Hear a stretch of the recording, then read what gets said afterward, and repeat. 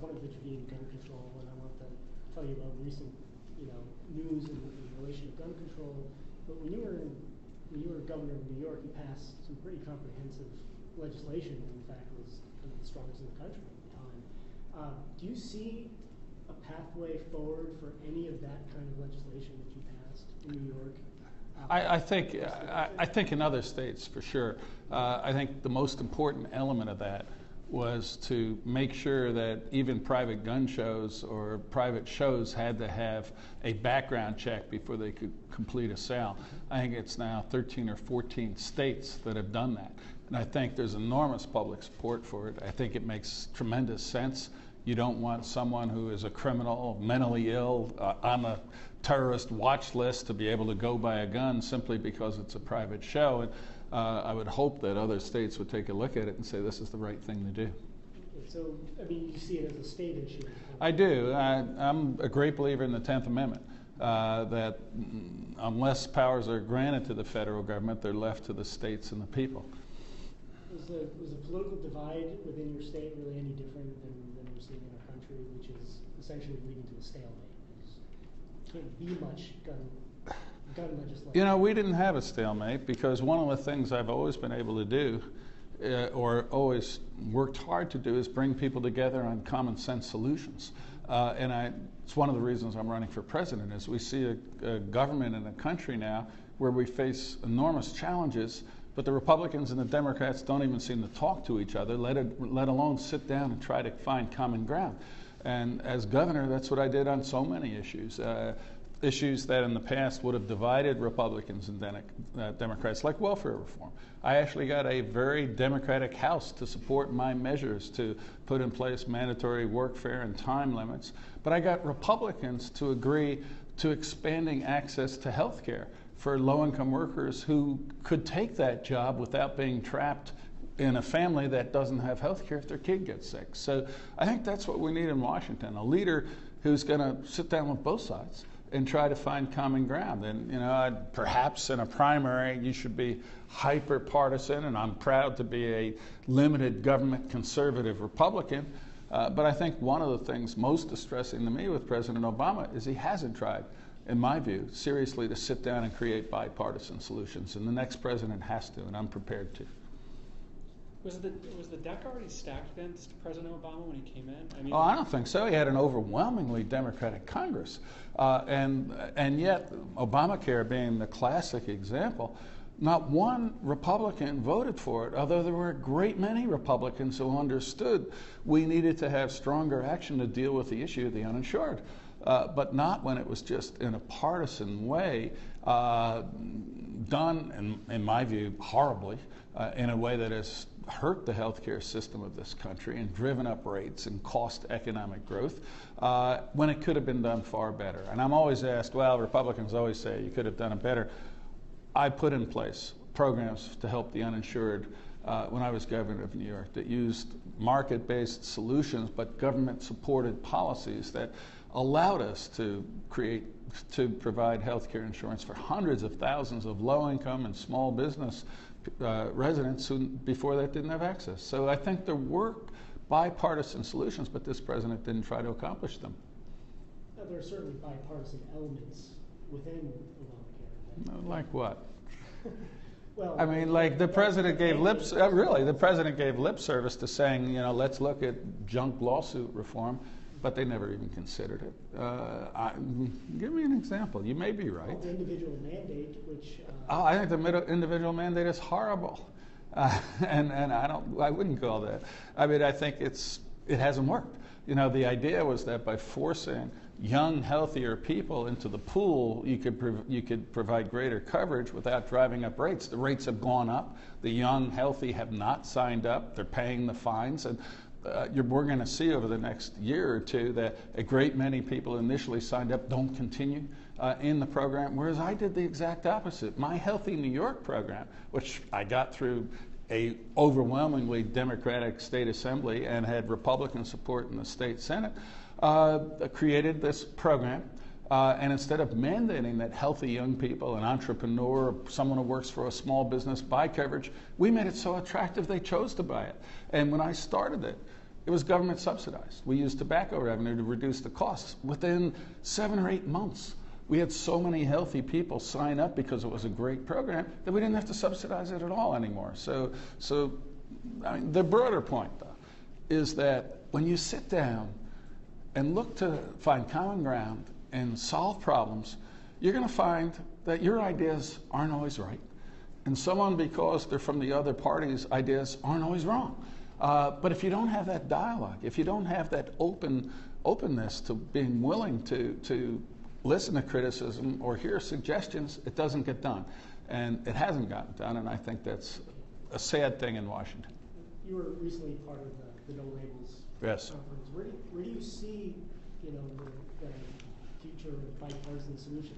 I see a bipartisan solution to the issue of greenhouse gas emissions. I honestly do. I think there's one thing, we should be able to agree on 2 things, Republicans and Democrats. Human activity is emitting CO2 into the atmosphere. And all things being equal, CO2 is a greenhouse gas that warms the atmosphere. I don't think there's any scientist that disputes that.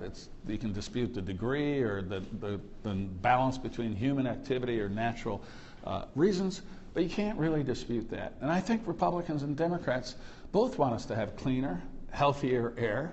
Both want to see us have more domestic, clean sources of energy. And we can all agree that the greatness of America, in significant part, comes from our ingenuity, our innovation. And as I said at the No Labels conference, there's only one country in the world where where CO2 emissions are below 1995, and that's the U.S. Not because of a massive government tax or regulation or shutting down of industries, but because of a private sector innovation, fracking, that has allowed us to replace coal with natural gas. So what I would do, and I think you could get broad bipartisan support, is do things like make permanent and expand the R&D tax credit so we could have next generation solar. Reform the way the Energy Department and the NRC, the Nuclear Regulatory Commission, operates so we could look at things like thorium reactors where there's no risk of meltdown, no waste at the end of the fuel cycle, and no military use. Things like this that will allow us to decarbonize our economy, decarbonize our atmosphere, and strengthen our economy. And the other point on this, where I think both sides can agree, today the United States only produces 16% of the world's greenhouse gas emissions. If we were to cut ours in half, the world's greenhouse gas emissions would go up enormously because of what's happening in China, India, Malaysia, around the world. But if we develop technology like solar panels that have 50% efficiency, or a way to capture coal CO2 emissions and reutilize it for beneficial purposes, we not only dramatically create a more efficient economy here with cleaner, healthier air and lower greenhouse gas emissions, but we export that technology to China and to India and to those countries. So we've seeded the manufacturing and even a lot of the engineering. Well, manufacturing is another issue, and that's another one where you're absolutely right. Our manufacturing base has collapsed, and a month or so ago, the stock market was rattled because of the value of the Chinese currency. We shouldn't be so dependent on that. We should make things in America again. We have the workforce. We have energy prices that are coming down. We have entrepreneurs. We have capital. But what we don't have is the right tax and regulatory climate to allow that to happen.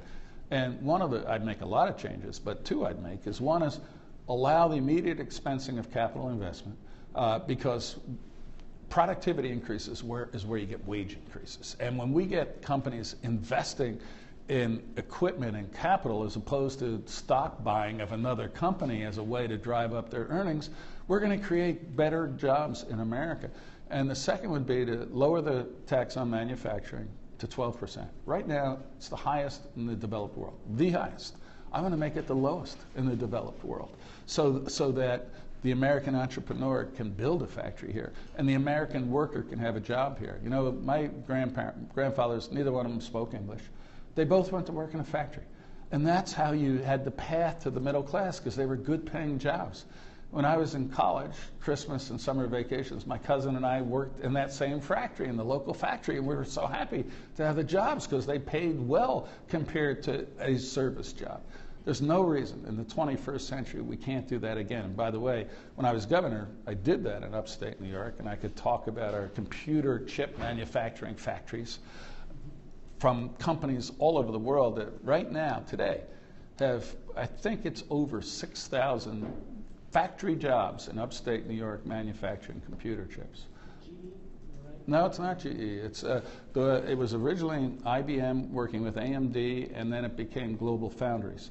But we did a number of different projects working with the private sector. The key to that, and it's something I would do on clean energy, is what we did is we said we want to be the world's most advanced center for nanotechnology research.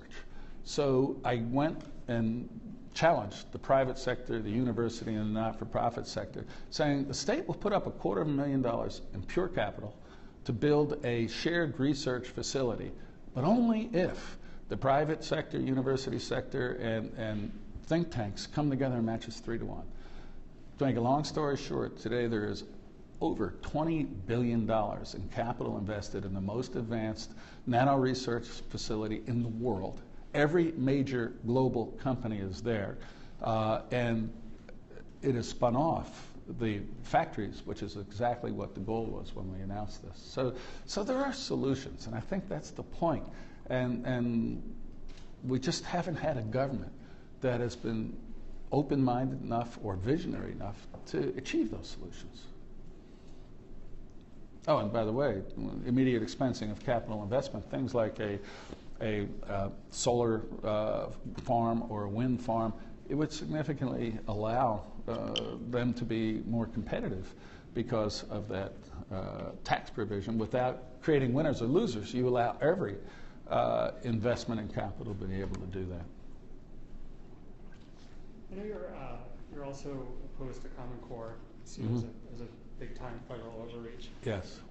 Should the federal government have any role in making sure kids in Louisiana are learning the same thing that kids in New Hampshire are learning? You know, no. I mean, it always gets me that, you know, oh, we have confidence in our state, but that's a bad state. You know, and the people there don't think so, apparently, or they would have voted for a different government if the case was made. There is a role for the federal government, but I think it's more in sharing information, best practices, things of that nature. Pointing out if state X is having enormous success, for example, in math, how they're doing it, and providing that information to other states. But for the federal education department to say, you should be doing it the way this state is doing it, or the way we tell you to do it, the idea that something like that can be run from Washington and not have significant political overtones, to me, is something that is just not credible. It may start off with the purest of intentions, but virtually everything in Washington at some point becomes politicized. And I don't think we should have a national government setting educational policy. Well, Common Core doesn't say how you're supposed to teach. I'm all for high standards. It's the what? I'm all for high standards. But what happened with No Child Left Behind was that was the original idea. And then all of a sudden, they came out with recommendations, and if the recommendations weren't followed, then you'd have to do certain other things. And just as an example, they had the provision that by 2014 in all these states that have students 100% proficient in math and reading and everything. But that hasn't happened. So what happens is you have, which is an admirable goal, but now Washington has the authority to grant a waiver from that. But you have to do education the way you want for the administration to allow you to have the waiver. And that's something where it just points out that something that appeared neutral, appeared well-intentioned, 100% proficiency, has turned into something where the federal government has power over states to decide if they can do this or they can do that. And it's not and it is the political class. And whether it's Republicans setting that policy or Democrats setting that policy, I don't think Washington should be doing it. You spend quite a bit of time in state government. You know, but now we seem to be at a place where, you know, questioning whether or not experience in politics is actually a good thing. Yeah.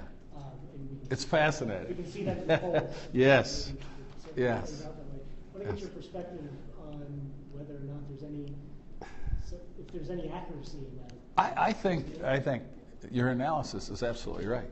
And I think it comes down to there's so much anger towards Washington that it's not working and things don't change. And that has converted into an enormous distrust of elected officials. I mean, particularly on the Republican side, the Republicans won the House in 2010, and then they went and run the Senate, and nothing's changed in the eyes of the Republicans. So it's easy to say, doesn't matter, they're all alike. The politicians will tell you they're going to do this and they're going to do that, but nothing changes. And there's a lot of reason to believe that's the case, because I think Washington has become an inside game with both parties, where they know that they're set for life once you get elected. If you don't get reelected or don't run, you can become a lobbyist or somehow peddle influence and never go back. And that's the case with both parties, and we have to reform that. And I could go on forever about that. But I understand the anger about politicians because they say things and it doesn't happen. And one of the reasons I'm still optimistic about this race is my record.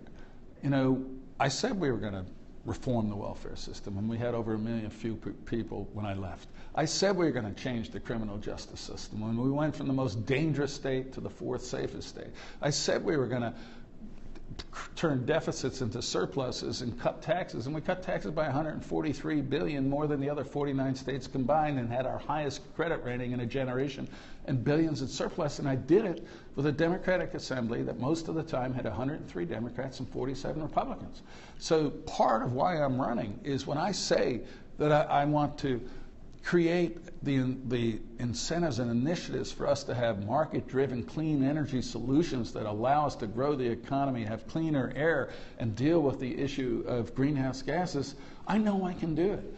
When I say that I want to shrink the size and the power of Washington over our lives, I know I can do it. And you contrast that to Washington today, whereas, just as an example, the Republicans all ran saying we're going to repeal Obamacare, control both houses of the legislature, and haven't even been able to get a bill to the president's desk for him to veto. We know he'll veto it, but they haven't even been able to do that. So the Republican voters go, forget politicians. They can't get anything done. We're going to look for an outsider. What I hope is that they say, well, they haven't been able to get something done. Let's look for someone who has been able to get something done and who actually knows government and knows how to run a difficult, complex government. And to do that, you have to be willing to work across party lines. You have to be willing to compromise. And again, is that the right thing to say in a primary? It is if you want to be honest with the people. Because the last Republican president who Republicans idolized was Ronald Reagan, and he had Tip O'Neill and a Democratic House. But he didn't throw up his hands, or he didn't say, I'm going to do it by executive order. He sat down, worked hard. They fought, O'Neill and Reagan, all the time, but ultimately things got done. And I know I have the ability to do that. Any frustrations from your point of view? I mean, looking at the poll is certainly not among the only frustration really is, I mean, the reaction I get from people where I go is tremendous. It's very encouraging. The only frustration is it's hard to get the media attention because I think CNN has done something like 3,500 feature stories on Donald Trump, but you can't worry about the things you can't control. If you believe in your ability to lead, believe in the need to change the direction of government, you fight the fight. You touched briefly on criminal justice reform, and that seems like another area that some bipartisanship is really possible. Absolutely. How do you think that'll play out? What do you think it'll look like? I think there is enormous opportunity for bipartisanship. And I'll just give you an example. When I was governor, we changed the criminal justice system from top to bottom. But there was enormous pressure on the drug laws, the old called Rockefeller drug laws, that had very strict sentencing for first violations and had taken away judicial discretion. So what I want to do is be tough on crime, but be smart. So I sat down, again, with the Republicans in the Senate and the Democrats in the House, and we had very long, difficult negotiations. I wanted tougher penalties for kingpins. I wanted tougher penalties for drug dealers who had a weapon, had a gun with them. They wanted to reduce the mandatory sentences.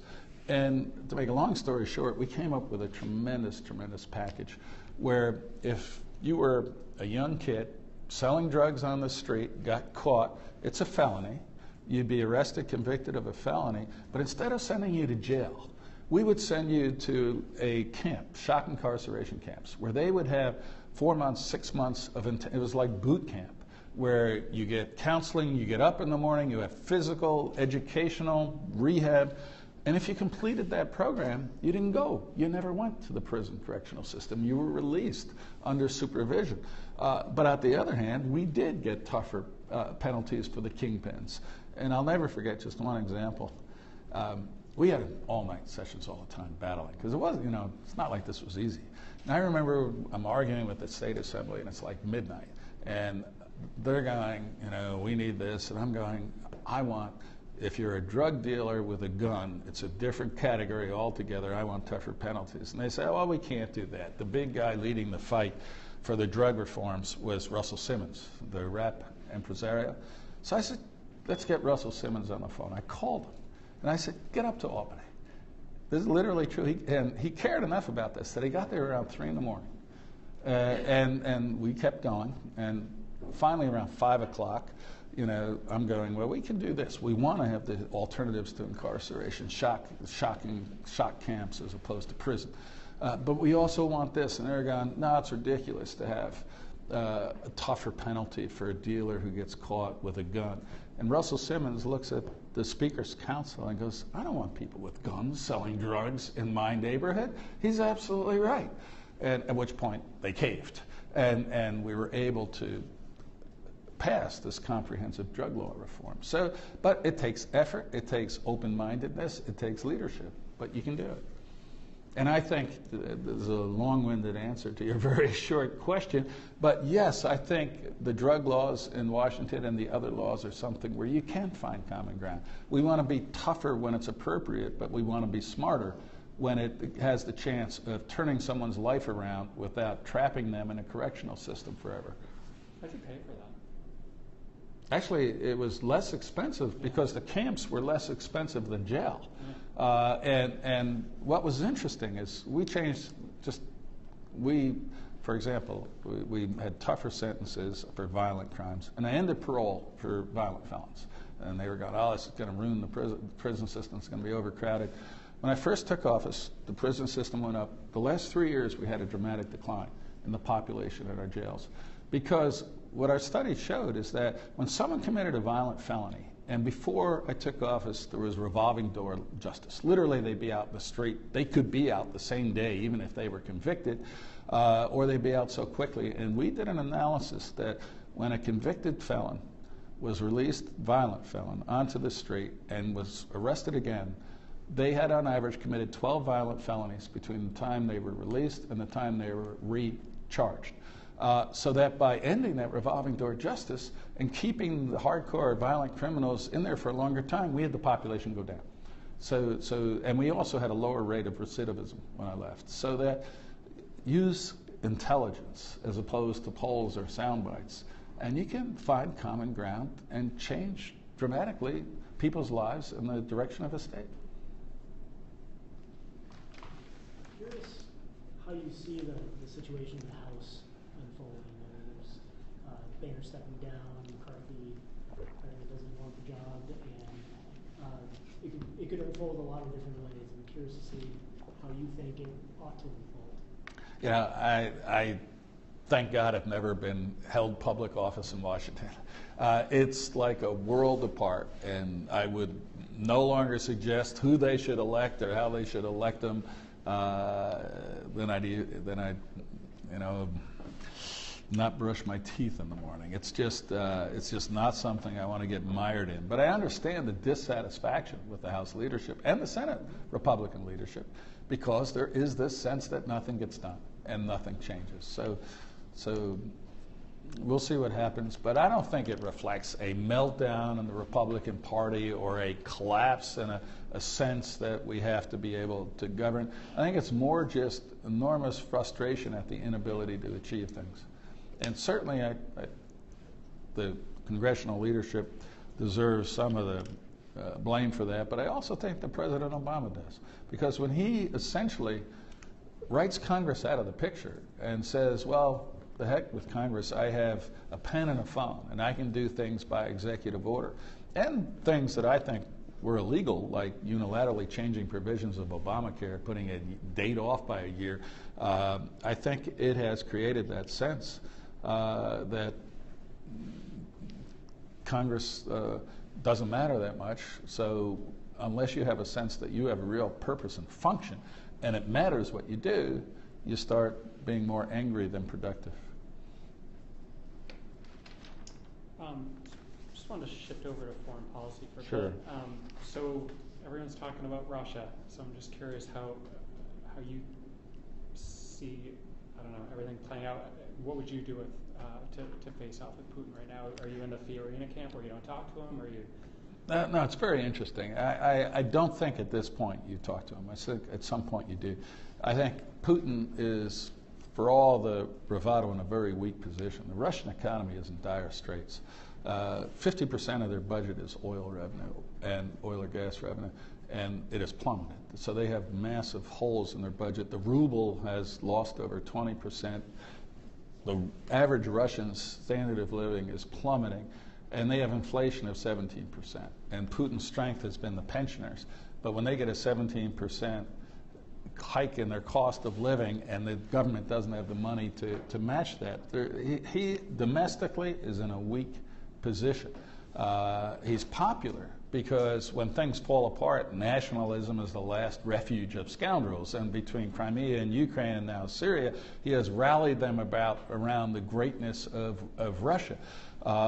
But ultimately, I don't think that's going to succeed. So I would ratchet up pressure on Russia. I would provide military assistance to the Ukrainian army. I don't want to go to war with Russia, but they've been begging for it for years. I would, in Syria, I would look to ratchet up sanctions, assuming we could get the EU to go with it, because they have hurt Russia, the collapse of the ruble. And it's not just Ukraine, Syria, it's also that they have now created a very clear strategic alliance with Iran. And Iran, by the way, is constantly breaking the provisions of sanctions that still exist, like the launching of a long-range missile on Sunday, violating every agreement that they are subject to, and yet we look the other way, and Russia empowers them to do that. In Syria, I think we have an opportunity there, as strange as it sounds, because Turkey for 3 years has been calling for a no-fly zone along the Turkish border with the Sunni, in the Sunni anti-Assad areas that, in my view, made enormous sense then and could make enormous sense now. Turkey has not been, even though they're in NATO, a friend of ours. They've allowed basic free passage for people to ISIS. They have allowed ISIS to sell its oil through Turkey and get revenue and other equipment through Turkey. But they are very anti-Assad, and they are very worried about Iranian presence. Today, 1,500 Iranian troops going in, not just supporting Hezbollah and others, but actual Iranian troops to work with the Russians. And it gives us a chance to reform a closer bond with Turkey, which is the other major regional power. So I would sit down, and the West has called, France leading, has called for that no-fly zone along the Syrian border in the West, where the Sunni, so-called moderate Sunnis still control areas. And if Turkey were willing to do that, I would do that. And I would just go to the Russians. I wouldn't sit down and negotiate. I'd say, we are creating this no-fly zone. We are going to be flying there. You are not going to be flying there. And I have very little doubt that Putin would back down. I mean, it's bravado, it's nationalism, but I can't see him looking to escalate that in any way. And so I think, particularly if we had Turkey, as well as our other Middle Eastern allies, to the extent they still trust us, and Europe behind us, and I think we would. To what extent would it be somebody else's responsibility to really enforce the no-fly zone? And of course, I'm talking about U.S. bearing the sole responsibility. It wouldn't be the U.S.'s sole responsibility. The Turks have been calling for this and want to be very involved, and the Turks are militarily not inconsequential. And Hollande and France and others in the West have been calling and saying, we need to do this. And it is Europe that is reaping the whirlwind of the millions of refugees, whereas if there were a place in Syria where Syrian refugees didn't have to flee that country and they knew they could be safe pending the outcome of the catastrophe there, I think would have a profound impact in reducing the number of refugees as well. So life is not without risk. I think when you are weak, draw lines in the sand or red lines and then don't stand behind them. When you say time and again there will be serious consequences and nothing happens, that's when we are at greatest risk, because those who want to challenge us will continue to push and continue to push every day. Today, the Iranian troops going into Syria. If we say this is our line and this is not something we're going to claim we never did, this is where we will be, and we will have Turkey, we will have Middle Eastern countries, we will have Muslim and Arab countries, and we will have a united West saying, stay out. I think the best way to have peace is through strength, not through weakness. You mentioned Iran, and one of the things that I think is interesting in the point we are in relations there is that there seems to be a lot of almost pro-Western feelings with the youth in that country. With the people. So we have a real Absolutely. opportunity there too. So how We do you did. balance showing strength but also building for the Yeah, future? I think the Iranian deal was a disaster.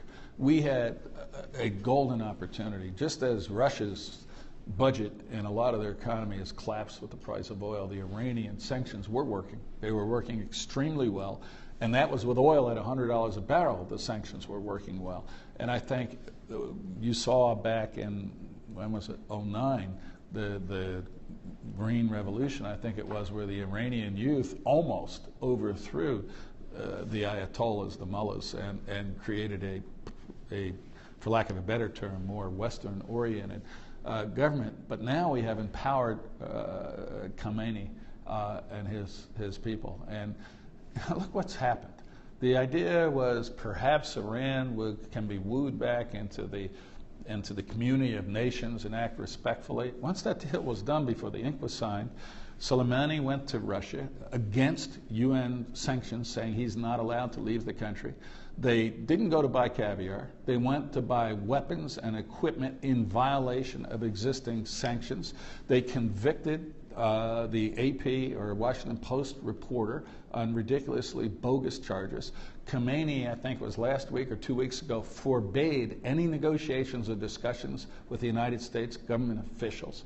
And now they're actually sending troops into Syria. So it was all, this, we're going to give them $150 billion when we know they are a terrorist regime, supporting terror around the globe, and not just in the Middle East, everywhere from Argentina to Venezuela as well, in exchange for the hope that perhaps they will join the community of nations. Well, first of all, the hope has been dashed, if you look at this at all realistically. And second of all, they have already violated the agreement by Rouhani going there, by buying weapons. They're not supposed to buy weapons for 8 years. By testing a long-range missile. They're not supposed to do that. They have already violated over and over again the terms of what they said they would be willing to do. So what makes us think that they're going to abide by any of them once they get this $100 billion plus of economic relief? I understand it is very important to draw a distinction between the governing class and the people. And to the extent we are more proactive in seeking to isolate Iran and prevent it from getting nuclear weapons or supporting global terror, we have to make sure that we are going against the rulers and not the people, because I'm by nature an optimist.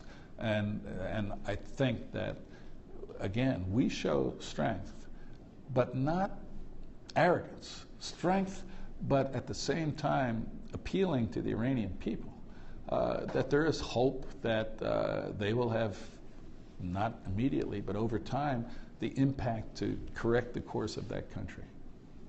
I mean, Rouhani, who got elected after, what's his name, the crazy guy, Ahmadinejad, had the hope of being more oriented towards human rights and the rule of law. The problem is he doesn't control the country. He's dictated to from above. But I'm a believer that can change, and that can change from Iran. A lot of people in this country have lamented the growing divide, Yeah. the growing income gap, the growing wealth gap. what does that say about Americans, and is this good for our country to, have that growing divide between the two classes and a shrinking middle class? Yeah.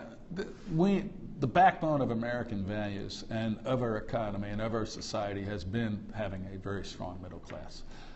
And they are not getting the jobs, they are not getting the income growth, they are not having the sense of confidence that we need to have in America.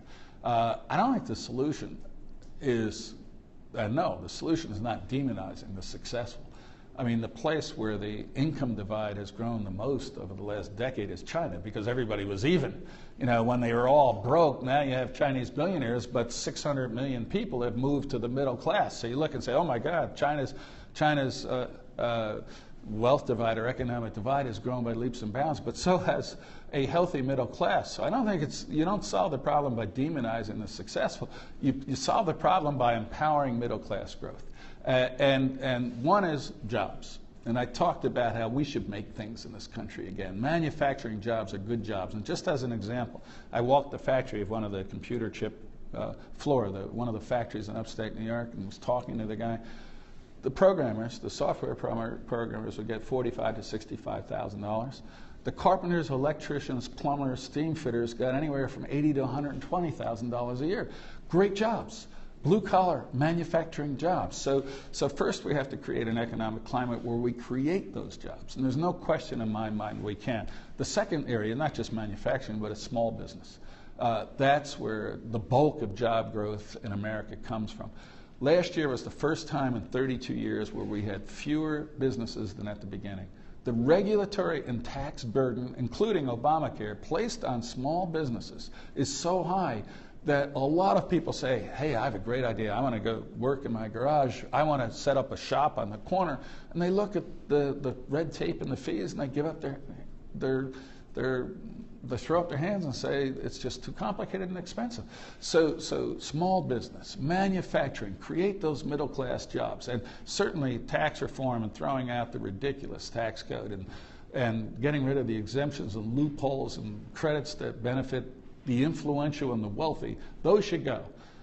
Instead of, and I don't mean to criticize him because he followed the law, but Mitt Romney made millions of dollars and paid 12%. I would get rid of all the loopholes and exemptions and everything, but have a top rate of 24%. He would have paid twice as much. And the rhetoric from the left is that, oh, it's a tax break for the rich. No, we're going to get rid of the loopholes and exemptions and use those funds to lower the rates for everybody, so those who were benefiting from that would pay more. And I've had this debate with some liberals, and I'd end up, wealthy, successful New York liberals. And I go, do you get a W-2 or a 1099? They laugh and say, no, of course not. I go, what rate tax did you pay last year? And they just laugh, because there's no way they come close to paying the top income tax rates, because they don't get, either they have exemptions or credits or something. And those total $1.4 trillion a year, trillion, of exemptions, credits, loopholes, carve-outs in Washington. And the Bowles-Simpson Commission, a great bipartisan starting point for rationalizing how Washington functions. I don't agree with significant parts of it, but the starting point was to throw out all those exemptions and credits and loopholes and lower the rates. I think they're exactly right. So I forget what the question was, but I'm on. It was, the middle class. The other thing is there's a skills gap. We need to elevate the skills of the American worker. And there's no question, I mean, like in construction now, actually you asked, the NFIB just did a survey of its small business members. What are the biggest impediments to your growth in hiring people? First was taxes, second was regulation, and the third was finding qualified workers. So we need to have a better educational system, not through Washington telling people how to educate them, but by creating programs that incentivize states and localities to have improved education. And we need to upgrade skills, using things like community colleges. And one of the things we did, again, in upstate New York was we created programs where if you had a large employer in a county, and you had a community college and they needed a certain skill level, the community college would work with them to offer programs for their students so that they would come out trained. The students didn't have to take them. They could study anything they want, but they knew that if they went into this space, they would virtually have a guaranteed job at the end. And the employer would have qualified workers to do what needs to be done. So grow the middle class, invest in productivity, which raises wages, create more jobs, raise the skill level of our workforce, make things in America again, empower small businesses, and I have no doubt that, sure, the wealthy would continue to do well, although if we got rid of their exemptions and credits and loopholes, they would have to pay a fairer share in taxes at a lower rate, and we'd have a far more stable, longer-term view of society. Just a quick question about the 24% tax rate on the top. Would you see other brackets lowered? Yes. Other brackets would be lowered too. We've actually outlined a plan, and we're getting it scored because unlike Donald Trump, where it's a great program, and afterwards some of them are saying, well, it's only costing $12 trillion a year. It's going to be interesting to see how it's paid for. I don't want to have a plan that is unworkable. I want to have a plan where you can sit down and say, this is the right way to go. You're confident that closing the loophole would pay for that pretty enormous difference? No, I don't know that closing the loophole would pay for all of it. It would pay for a significant part of it because we keep some of the exemptions. But the other thing I would do is reduce the size of the federal workforce. And Bowles Simpson called just two other things on the cost side. There's the revenue side and there's the cost side, expenditure side. Two reforms that Bowles Simpson recommended was reducing the size of the federal workforce by 10%. I think you can do more than that. Because when I was governor of New York, I reduced the size of the workforce by over 15%. And we had virtually no layoffs, and we had a far more efficient government. And the second is in the entitlement programs. It's just as one example, they recommended block granting Medicaid to the states and reducing the total amount of that grant by 10%. Having been governor, and Medicaid was our single biggest expenditure, I have no doubt that would have worked great. Because right now, Washington runs Medicaid programs for states from South Dakota to California to New York. And the needs and the markets and the entire system varies greatly from state to state. So it's not just the revenue side. And the program I outlined would probably end up reducing taxes in the short term, although I think we'd have economic growth that would largely offset that. But we would reduce costs as well to move towards a balanced budget. Cut military spending? No, I honestly believe that we are living in the most dangerous climate since the end of the Cold War. Between radical Islam and emergent and assertive, aggressive Russia, China being far more aggressive in places like the South China Sea, this is not the time for us to reduce our military to pre-World War II size. I want to see us strengthen and rebuild our military, not so we can use it, but so that we don't have to use it. Restraint in the use of the military is absolutely critical. You only use it when it's absolutely necessary.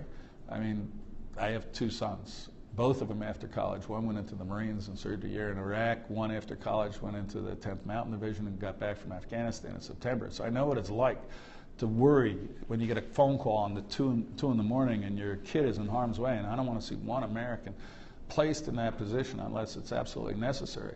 But to the extent we have a stronger military, better trained military, and draw clear lines and show that we are strong and going to stay strong, I think it's less likely we would need to utilize American forces. You mentioned the South China Sea. I was wondering if you could talk a little more about that. That tension is really mounting there, and I'm just wondering, what you think about the freedom of navigation. It's absolutely critical. First of all, it's blatantly illegal to create artificial islands, and it's completely in violation of international law to create this 9-dash line that claims, based on artificial created islands, that these are all Chinese territorial waters. Actually, the Philippines has taken them to the World Court, I believe in Brussels, challenging them, and China's poo-pooing the challenge, But because I believe the Philippines are going to win, then it becomes a question of, does the global community stand behind what has been recognized as international law since World War II? There's going to be apparently a confrontation in the next week or two where American Navy ships are going to sail through those contested waters. I think we have to do that. To just say that we will look the other way, well, a major tenet of international law governing freedom of the seas is trashed, is wrong. I do not want to see confrontation with China. I don't think China wants to see confrontation with us. But there comes a point where if you don't show resolve, you're just going to continue to face greater and greater challenges. So the best solution to that would be if China would recognize the decision of the World Court, as the Philippines has said it would. But in the absence of that, we have got to uphold our right and the world's right to access of the South China Sea. So does that mean you're comfortable with the way, maybe that's the wrong word, but the way Obama's handling the situation? I don't know the answer because I don't know what communications and negotiations or diplomatic talks have been going on. I mean, obviously, talking is better than acting. But there comes a point where if that is insufficient, you have to act. So I don't know that we have exhausted all diplomatic opportunities. I assume we have, and if that's the case, then yes, I do believe the Obama administration is doing the right thing and asserting our right of free passage in navigable waters. Do you believe police ought to wear body cameras? I think it should be a decision made by the state and police forces, local police forces, not by the federal government. Mm-hmm. By the way, do you support the call for police you know, to wear body cameras? I understand the reason for it, and we have seen some horrific incidents, some which were just blown up wrongly, in my view, like Ferguson, and the idea that the Attorney General went there to someone who his own investigation a year later found was a criminal who didn't have his hands up, and the police officer was appropriate in defending himself and acting. I think that was outrageous. On the other hand, we saw the North Charleston shooting, which was just abhorrent. And whether or not, if it turns out, one of the reasons I'm a great believer in the 10th Amendment is because states should be the laboratories of democracy. So if a local department or a state tries this out and it proves to be enormously successful in reducing unnecessary violence, then other states will follow. If it doesn't, then if there are unintended consequences we're unaware of, then you'll see it and say, okay, well, they tried it. I'm not happy with how it worked out. So, you know, it's something where your initial reaction is say, yeah, let's try it, because you don't see the downside, or at least I don't see the downside, but you never know. So that's why I think local and state initiatives allow us to see if there were, in fact, unintended consequences that could hurt.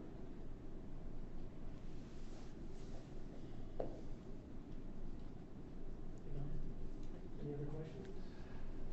Actually, I have one. Come on, I'm a Jets fan, if you want to get really angry at me. Are you a here. Mets fan? I do like the Mets. I do like the Mets. I'm rooting tonight. Yes. Well, I'm happy about the Mets. And the Cubs. You know, I'm not a Cubs fan, but after 178 years or whatever it is, how can you not be happy the Cubs won a playoff? I do have one other question for you. It was asked in the Democrats debate, and I just wondering your thoughts on it. The question was, is Snowden a hero or a traitor? He's a traitor. No question in my mind. No, he put American lives in jeopardy, may have cost the lives of either Americans or those working for our government, and has done enormous damage to our national security. But what about what it revealed about, you know, I was troubled by what it revealed, but there are procedures by which you could do that without leaking it and then fleeing and going to Russia and still being in Russia. I think he is a traitor, a criminal who has damaged American security enormously. Have you ever been to Hartford, New York? Yes, I have. I was wondering if you could tell us a little bit about what that area is like. It's actually a relatively affluent area. I saw the horrible story about the the parents beating their son to death, and it's just awful. It's a suburb of Utica in the Mohawk Valley in Oneida County.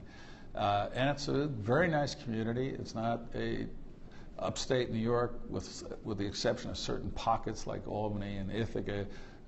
Corning and others is not particularly doing well. In fact, it's doing relatively poorly. But that's not that's a relatively solid economic community, and it's clearly not just a tragedy but a crime what happened there.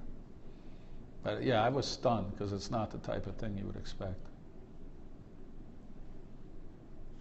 All right. That's it?